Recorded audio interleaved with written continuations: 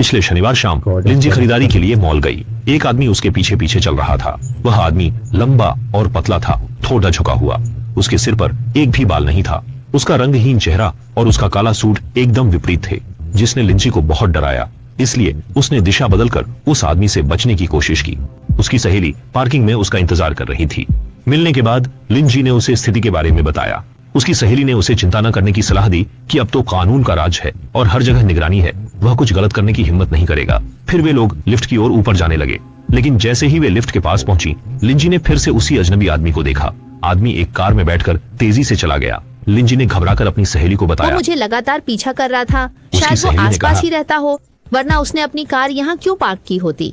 वो आदमी अच्छे कपड़े पहने हुए दिख रहा था, पर जरूरी नहीं कि वो बुरा हो। लिन अवाक रह गया। जब उपकरण चालू हुआ तो एक अजीब घटना घटी। वह आदमी चुपके से उपकरण के अंदर खड़ा था। यह देखकर दोनों चौंक गए। उसने अभी अभी कार चलाकर पार्किंग छोड़ दी थी, फिर वह उपकरण के अंदर कैसे हो सकता है? यह अविश्वसनीय था। दोनों डरकर पलटे और भाग गए। दूसरे उपकरण में प्रवेश करने के बाद उन्होंने राहत की सांस ली और फिर उसकी सहेली ने लिंजी को बताया, डर मत, मॉल में इतने लोग हैं, वह हमें चोट नहीं पहुंचा सकेगा। हम जल्दी से सामान खरीदकर घर चलेंगे। वे इलेक्ट्रॉनिक्स की दुकान से बाहर निकलकर शॉपिंग मॉल की ओर बढ़े। जब वे दूसरी मंजिल की एस्केलेटर पर पहुंचे तो चोरी छुपे बॉयफ्रेंड दिखाई दिया। वह सामने की एस्केलेटर पर नीचे उतर रहा था। यह बात लिंजी को बिल्कुल समझ में नहीं आई कि चुपके से वह लड़का हमेशा उनसे तेज कैसे होता है और वह जानबूझकर एस्केलेटर की दूसरी तरफ क्यों खड़ा होता है। ऐसा लग रहा था कि जैसे वो उन्हें देखने ही के लिए खड़ा हो। लिंजी का मन अस्थिर हो गया था। उसे डर था कि कुछ गलत होगा। उसकी सहेली ने उसे सांत्वना दी कि सब ठीक है, कपड़े खरीदने के बाद जल्दी से घर चलो। जब लिंजी कपड़े खरीदकर बाहर निकली तो उसे अपनी सहेली कहीं दिखाई नहीं दी। उसको फोन भी किया, लेकिन किसी ने नहीं उठाया। लिंजी को एक अजीब सा आभास हुआ कि उसकी सहेली की गायब होने का चोरी छिपे आदमी से जरूर कुछ लेना देना है। उसने मॉल में हर जगह तलाश शुरू की और अनजाने में मॉल के अंदरूनी कामकाजी क्षेत्र में पहुंच गई। दूर से उसने देखा कि चोरी छिपे आदमी एक दफ्तर से बाहर आकर एक गोदाम में चला गया। लिंजी चुपचाप पीछा करती रही और फिर गोदाम का दरवाजा धीरे से खोला। अंदर का दृश्य ऐसा था जिसे लिंजी कभी भूल नहीं पाई। उसकी दोस्त जमीन पर घुटनों के बल थी और चोरी करने वाला आदमी उसका हाथ उसकी दोस्त के सिर पर रखे हुए था। उसकी दोस्त की आंखों में अजीब सी नीरसता थी। जाहिर था कि वह नियंत्रित थी। उसके बाद उस आदमी की पीठ से कई टेंटिकल्स निकलने लगे जो धीरे धीरे उसकी दोस्त के सिर की ओर बढ़ने लगे। एक रीढ़ से हिलाने वाली आवाज के साथ उसकी सहेली का शरीर दो हिस्सों में बंट गया। लेकिन उससे भी डरावनी बात यह थी कि उसकी त्वचा से एक और चोर सिर वाला आदमी निकल आया जो एकदम बगल के व्यक्ति जैसा था। उसी पल लिंजी इतनी डर गई कि उसके हाथ पैर कमजोर हो गए और उसका बैग जमीन पर गिर गया। दोनों चोर सिर वाले आदमी आवाज सुनते ही तुरंत मुड़े। उन्होंने लिंजी को देखा और डरावने चेहरे के साथ लिंजी का पीछा करने लगे। इस समय लिंजी के लिए एकमात्र उपाय था दौड़ना। उसका दिमाग खाली था और उसे नहीं पता था कि आगे क्या करना है। थोड़ी ही देर में उसे एक ऑफिस दिखा और वह तेजी से अंदर भागी और दरवाजा बंद कर लिया। लेकिन डरावना दृश्य उसके पीछे कमरे में था, जहां तीनों चोरी के सिर वाले आदमी अपनी होंगुओं से 3 कर्मचारियों को हानि पहुंचा रहे थे और फिर तीनों कर्मचारी भी क्षण भर में चोरी के सिर वाले आदमी बन गए। लिंजी ने तुरंत दरवाजा खोलकर बाहर दौड़ लगा दी। सौभाग्य से वह लिफ्ट के दरवाजा बंद होने से पहले अंदर चली गई। लेकिन लिफ्ट के अंदर भी खतरा था। यहाँ के लोग भी जल्द ही स्टिकमैन बन सकते थे। लिंजी ने घबराहट में लिफ्ट का बटन दबाया और एक बार फिर बच निकली।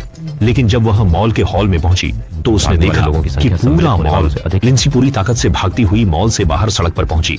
लेकिन अब वह और नहीं दौड़ सकती थी। भयानक बातें अभी खत्म नहीं हुई थीं। सड़क पर लोग पहले ही ढल चुके थे और हर जगह टेंटिकल वाले चोरी हेड पुरुष थे।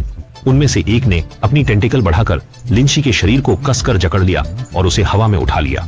लिंजी को अचानक लगा कि उसका सिर फटने वाला है और एक फाड़ने वाली आवाज के साथ वह अचानक बिस्तर पर जाग गई। वो डर के मारे चारों ओर कमरे में खड़े एक डॉक्टर को देख रही थी और उसके पास उसकी सहेली खड़ी थी। डॉक्टर ने लिंजी को बताया कि उसकी ब्रेन ट्यूमर की सर्जरी बहुत सफल रही। अब सिर्फ घर जाकर आराम करना है। लिंजी को बहुत राहत मिली कि यह सिर्फ एक सपना था, लेकिन वास्तव में यह सपना है या नहीं, ये वो जल्द ही जान जाएगी। अगर आपके पास एक अजीब पड़ोसी हो तो आप क्या करेंगे? उस साल मैं अपने माता पिता के साथ एक छोटे से कस्बे में गया। वहां के पड़ोसी दोस्ताना और उत्साही थे, लेकिन हमारे घर के बगल में एक अजीब बूढ़े अंकल रहते थे। आमतौर पर वह अकेले रहते और बहुत अकेले दिखते थे, पर हर बार जब वह मुझे देखते तो मुझसे बातचीत करने लगते। जब भी मैं अपने कुत्तों के साथ आंगन में खेलता, मैं हमेशा देखता कि दादाजी चुपके से देख रहे हैं। वे खिड़की खोलकर मुझसे बात करने लगते। कुत्ते डरकर भाग गए, मैं भी थोड़ा डर गया और बस शर्मिंदा होकर वापस लौट आया।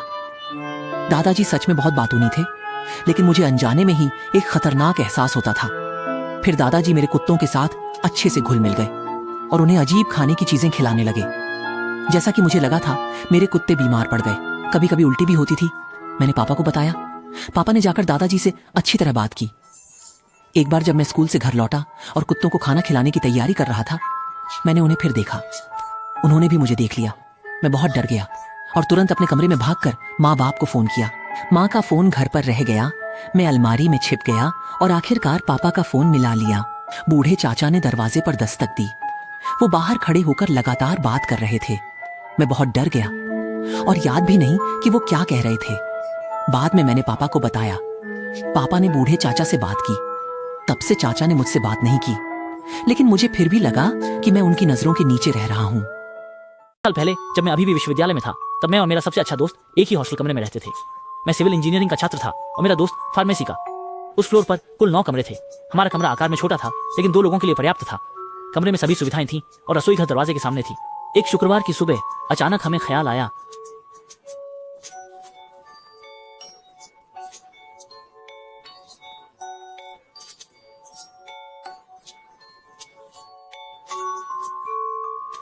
हम ये जांचना चाहते थे कि स्कूल के हॉस्टल में भूत होने की अफवाह सच है या नहीं। इसलिए हमने रसोई के कॉफी मशीन के पास 1 कप गर्म कॉफी बनाई। अगर हम क्लास के बाद वापस आए और कप में कॉफी नहीं थी, तो इसका मतलब है कि शायद हॉस्टल सच में साफ नहीं है। असल में मुझे भी पता है कि यह एक बहुत बेवकूफ़ी भरी बात है, क्योंकि उस समय मैं संकट प्रबंधन की परीक्षा की तैयारियों में व्यस्त था। शाम के लगभग 7 बजे जब मैं हॉस्टल वापस आया तो मैंने देखा कि मेरा दोस्त पहले से वापस आ चुका था और बिस्तर पर सो रहा था। मुझे ये थोड़ा अजीब लगा, क्योंकि आमतौर पर जब मैं हॉस्टल लौटता था वो या तो गेम खेल रहा होता था या रसोई में खाना बना रहा होता था। लेकिन मैंने इस पर ध्यान नहीं दिया, क्योंकि उस समय मिड टर्म टेस्ट चल रहे थे। शायद वो पढ़ाई में थक गया होगा। तभी मुझे सुबह की बात याद आई जब हमने कॉफी मशीन के पास कप रखा था। मैंने अपना बैग मेज पर रखा और उस कप के लिए उत्सुकता से रसोई की ओर बढ़ा। देखकर वो कप अभी भी भरा हुआ था। यही तो है, भूत जैसी कोई चीज नहीं होती, सब बेकार की अफवाहें हैं। कहाँ कोई भूत है, ये सब बेवजह की अफवाहें हैं। तो मैंने कॉफी को सिंक में डाल दिया। जैसे ही मैं कप धो रहा था, मेरी जेब में फोन वाइब्रेट करने लगा। मैंने फोन निकाला तो देखा कि मेरे दोस्त का कॉल है। मैंने दोस्तों के कमरे की तरफ देखा, वह अभी भी बिस्तर पर लेटा था। मैंने चिल्लाकर कहा, हम दोनों तो हॉस्टल में ही हैं, तुम मुझे फोन क्यों कर रहे हो? लेकिन उसने कोई जवाब नहीं दिया। मैंने सोचा शायद उसने फोन क्लासरूम में छोड़ दिया हो और किसी ने फोन उठाकर असली मलिक को ढूंढने के लिए कॉल किया हो। इसलिए मैंने जल्दी से फोन उठाया। मुझे हैरानी हुई जब फोन पर मेरे दोस्त की ही आवाज थी। उसने कहा, मैं सुपरमार्केट में सामान खरीद रहा हूँ, तुम्हें कुछ चाहिए? मैं डर से ठहर गया, उलझन में और डरा हुआ। थोड़ी देर बाद मैंने धीमे से पूछा, सच में तुम मजाक नहीं कर रहे हो ना? उसने कहा, तुमसे मजाक कौन कर रहा है? मैंने तो बिल का भुगतान भी कर दिया है। अब मैं वापस हॉस्टल आने के लिए गाड़ी चला रहा हूँ। अगर तुमने अभी तक खाना नहीं खाया है तो मेरे साथ खाना खा लो। अलविदा। फिर उसने फोन काट दिया।